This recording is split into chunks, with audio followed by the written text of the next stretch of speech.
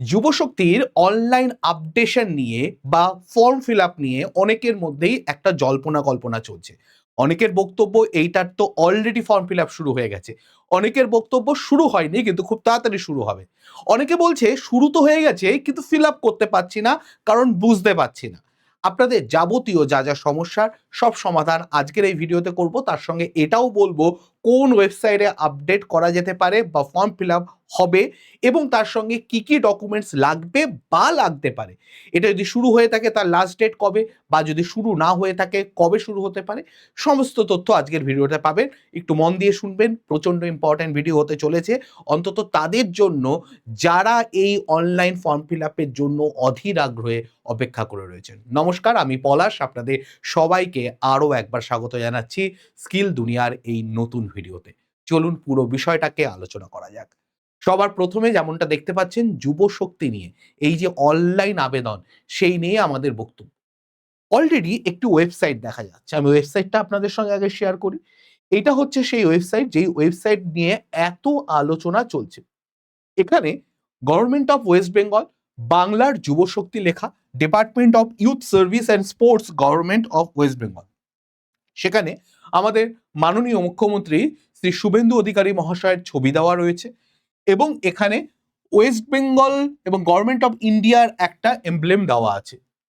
আপনারা জানেন যে আগে কিন্তু ব লেখা একটি লোগো ছিল, যেটা প্রাক্তন মুখ্যমন্ত্রী মমতা বন্দ্যোপাধ্যায়ের আমলে চলতো। এখন কিন্তু সেটা ওয়েস্ট বেঙ্গল গভর্নমেন্টের লোগো হিসাবেও আমাদের ইন্ডিয়ান যে অশোক স্তম্ভ সেটাকে ইউজ করা হচ্ছে। এবং এখানে আরেকটু নিচে নামলে অনেকগুলো অপশন দেখতে পাচ্ছি। সবার প্রথমে তো এখানে আমরা দেখতে পাচ্ছি অফিসিয়াল লগ ইন বলে একটা দেওয়া আছে, আমি পুরো জিনিসটাকে বলবো। তারপরে আছে application submission, application status, public notice এবং ডিপার্টমেন্ট রিপোর্টস।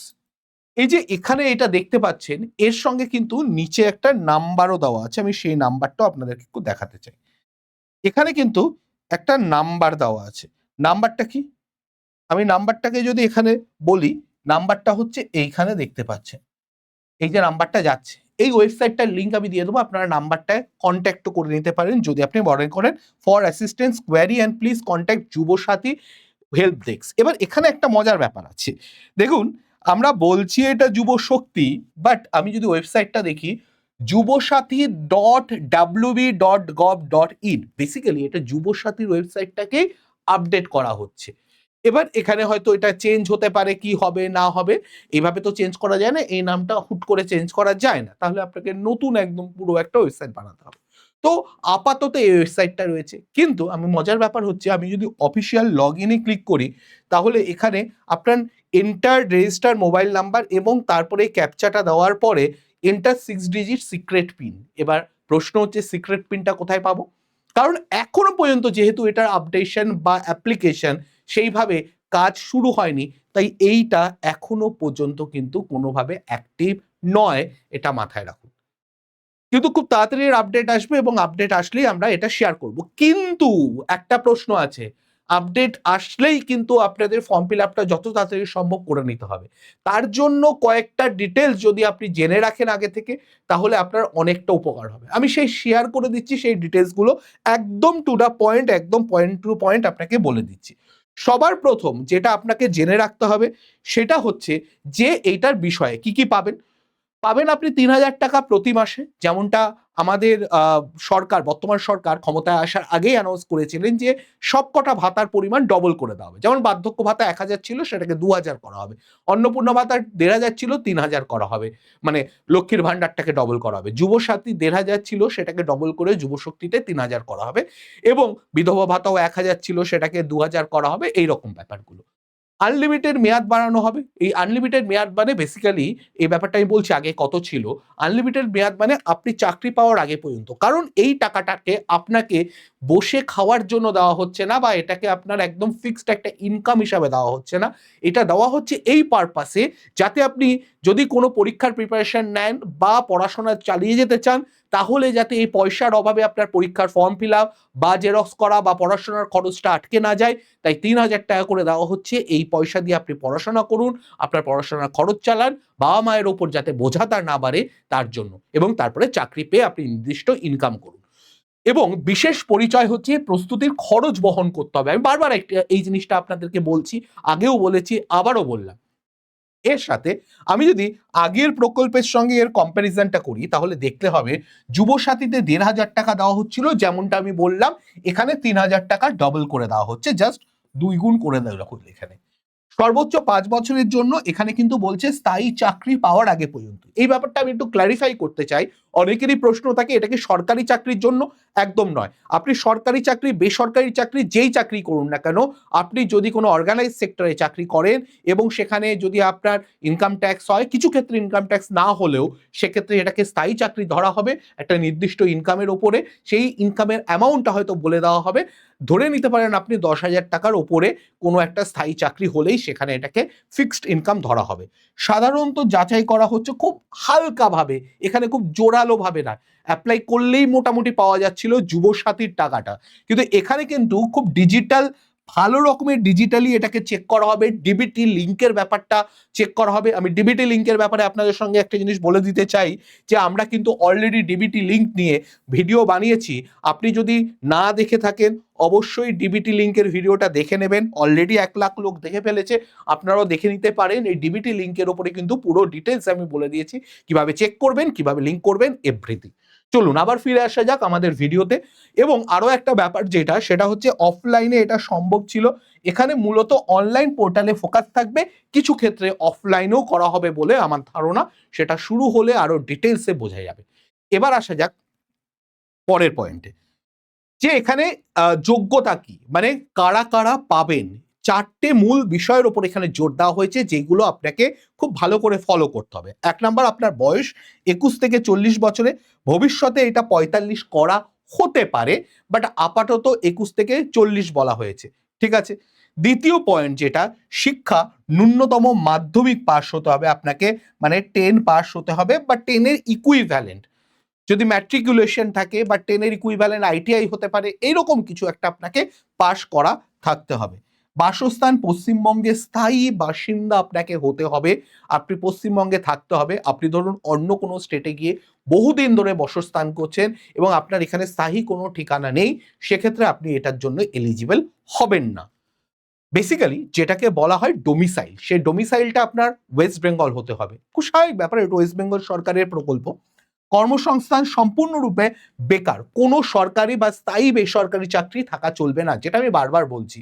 হয় সরকারি বা স্থায়ী বেসরকারি চাকরি। আপনার বেসরকারি চাকরি কিন্তু যদি স্থায়ী চাকরি হয় তাহলে কিন্তু আপনি এলিজিবল নন। ওকে, এবার এই ক্ষেত্রে একটু কনফিউশন রয়েছে, যারা রিক্সা চালান বা যারা অটো চালান বা যারা এই রকম কোনো আনঅর্গানাইজ সেক্টরের সঙ্গে যুক্ত, তাদের কি হবে সেই ব্যাপারটা হয়তো ডেফিনেটলি ক্লিয়ার করে দেওয়া হবে, এবং সেটা যখন জানা যাবে তখন আমি অবশ্যই শেয়ার করব। চ্যানেলটাকে সাবস্ক্রাইব করে রাখলে এই আপডেটগুলো কিন্তু পেতে থাকবে। এবার প্রশ্ন হচ্ছে কারা পাবেন স্যার, বললেন কারা পাবেন না সেটাও বলে দিন। সেটাও বলে দিই, অন্নপূর্ণা ভান্ডার, আপনি লক্ষ্মীর ভান্ডার বা এইরকম কোনো আপনি টাকা, যেখানে ফিক্স টাকা সরকারের তরফ থেকে আপনার অ্যাকাউন্টে ঢুকছে প্রত্যেক মাসে, এইরকম কিছু যদি আপনি পেতে থাকেন তাহলে কিন্তু আপনি এটা পাবেন না। কোনো মহিলা বা মেয়ে যদি অন্নপূর্ণা ভান্ডারের ৩,০০০ টাকা পায়, আশা করবেন না যে তিনি যুবশক্তির টাকাও পাবেন, একদম পাবেন না সেক্ষেত্রে। পরবর্তী হচ্ছে চাকরিজীবী, বেসরকারি বা সরকারি যাই হোক, কিন্তু স্থায়ী চাকরি যাদের রয়েছে বেসরকারি বা সরকারি, তারা কিন্তু এর জন্য এলিজিবল একদম নন। আয়করদাতা, অবশ্যই আয়কর দিচ্ছেন, মানে আপনি ইনকাম ট্যাক্স দিচ্ছেন, ট্যাক্স পেয়ার আপনি, অথবা আপনি কোনো রকমভাবে আপনি পেনশন পাচ্ছেন, আপনার আগে চাকরি করছেন সরকারি, সেখানের পেনশন পাচ্ছেন, তাহলে কিন্তু আপনি এক্ষেত্রেও এলিজিবল হচ্ছেন না। বেসিক্যালি আমাদের একটু বুঝতে হবে এটা কারা পাবে এবং কেন পাবে। এটা আপনার সরকারি বা বেসরকারি চাকরির প্রস্তুতির জন্য আপনাকে একটা দেওয়া হচ্ছে, যাতে আপনি বাড়ির ওপরে পড়াশোনাটা আপনার বার্ডেন না হয়ে যায়, বা সেই কারণে আপনার পড়াশোনা বন্ধ না হয়ে যায়। তাহলে আপনি চাকরি করছেন কেন আপনি পাবেন? আপনি অন্য কোনো ভাতার টাকা পাচ্ছেন কেন আপনাকে দেওয়া হবে? আপনি কোনোভাবে পশ্চিমবঙ্গে থাকছেন না, আপনাকে কেন দেওয়া হবে? তো এই ব্যাপারগুলো মাথায় রাখতে হবে। ৪৫ করা হবে কেন? কারণ ৪০ হচ্ছে, এই কারণেই বলছি যে ৪০ আগে ছিল সরকারি চাকরির ঊর্ধ্বসীমার বয়স। এখন সেটাকে বাড়িয়ে ৪৫ করা হচ্ছে। তাই ভাবা হচ্ছে যে হয়তো ৪৫ পর্যন্ত এটা দেওয়া হবে। এটা আসলে জানা যাবে। নেক্সট, এরপরে আবেদনের পদ্ধতির ব্যাপারটা বলি। আবেদনের জন্য আপনাকে মাথায় রাখতে হবে যে পরিচয় বা ঠিকানা, আপনার আধার কার্ড, যেটা মোবাইল নাম্বারটা আপনার মোবাইল নাম্বারের সঙ্গে আধার কার্ডটা যুক্ত থাকতে হবে। দ্বিতীয় হচ্ছে ভোটার কার্ড, পাসপোর্ট বা ড্রাইভিং লাইসেন্স কোনো একটা এর মধ্যে থাকতে হবে। শিক্ষা বা বয়স, মাধ্যমিকের অ্যাডমিট কার্ড হোক, বার্থ সার্টিফিকেট হোক বা মাধ্যমিকের রেজাল্টের কপি হোক আপনার কাছে থাকতে হবে। মাধ্যমিকের মার্কশিট এবং সার্টিফিকেটও চলতে পারে এবং পাসপোর্ট সাইজ ছবি অবশ্যই লাগবে, যেই ছবিটা আপনাকে ওখানে অনলাইনেও সাবমিট করতে হতে পারে। ব্যাংকের পাসবইয়ের প্রথম পাতা লিঙ্ক, যেটা কিন্তু অবশ্যই ডিবিটি লিঙ্ক করা থাকতে হবে। আমি আবারও বলছি ব্যাপারটা, ডিবিটি লিঙ্কের ভিডিও করা আছে, চেক করে নিন যদি না দেখে থাকেন। কাস্ট সার্টিফিকেট, আপনি যদি এসসি, এসটি, ওবিসি বা ইডব্লিউএস এর কোনো রকম ফেসিলিটি অ্যাভেল করতে চান, আপনার সার্টিফিকেট অবশ্যই থাকতে হবে সেক্ষেত্রে। এমপ্লয়মেন্ট এক্সচেঞ্জের কার্ড বাধ্যতামূলক নয়, তবে থাকাটা ভালো, সেক্ষেত্রে আপনার একটু হয়তো রিল্যাক্সেশন পাবেন বা আপনি হয়তো একটু ইজিলি এটা অ্যাভেল করতে পারবেন। নেক্সট যদি বলি যে আপনাকে টাকা পাওয়ার জন্য প্রধান শর্ত ডিবিটি লিঙ্ক বা ডাইরেক্ট বেনিফিট ট্রান্সফার। ব্যাংক অ্যাকাউন্টের সঙ্গে আধার কার্ড এবং মোবাইল নাম্বারের কেওয়াইসি লিঙ্ক থাকতে হবে। যদি না থাকে আপনি ব্যাংকে গিয়ে যোগাযোগ করুন, অনলাইনেও করা যায়। সেই পুরো পদ্ধতি আমি আবারও বলছি, আমরা অলরেডি করে দিয়েছি ভিডিও, ডিবিটি লিঙ্কের ভিডিও এখানে আপনারা দেখতে পাচ্ছেন। এই সেই ডিবিটি লিঙ্কের ভিডিও, যার মাধ্যমে এই ডিবিটি লিঙ্ক কিন্তু আপনার অন্নপূর্ণা ভাণ্ডারের জন্য, আপনার যুব শক্তির জন্য, আপনার বার্ধক্য ভাতা, বিধবা ভাতা, প্রতিবন্ধী ভাতা প্রত্যেকটার জন্য কিন্তু প্রয়োজন হবে। এছাড়াও আপনারা যারা চাইছেন যে আমরা একটু অন্নপূর্ণা ভাণ্ডার বার্ধক্য ভাতা সম্বন্ধে জানতে চাই, ভিডিও আছে। অন্নপূর্ণা ভাতার জন্য ভাণ্ডারের জন্য ভিডিও আছে। অন্নপূর্ণা ভাণ্ডারের অফলাইনে ফর্ম ফিল আপের জন্য রয়েছে। অন্নপূর্ণা ভাণ্ডারের অনলাইন ফর্ম ফিল আপের জন্য রয়েছে। আয়ুষ্মান ভারতের জন্য রয়েছে। সব কিছুর ভিডিও কিন্তু আমাদের চ্যানেলে রয়েছে। চ্যানেলটাকে সাবস্ক্রাইব করা থাকলে আপনারা এগুলো দেখতে পেয়েছেন, না থাকলে দেখে নিন এখন, সাবস্ক্রাইব করে রাখুন পরবর্তী ভিডিওগুলোর জন্য। এবার এইখানে কিন্তু এইটাই একটা বড় ব্যাপার, ডিবিটি লিঙ্কের ব্যাপারটা আপনাকে ভালো করে বুঝতে হবে।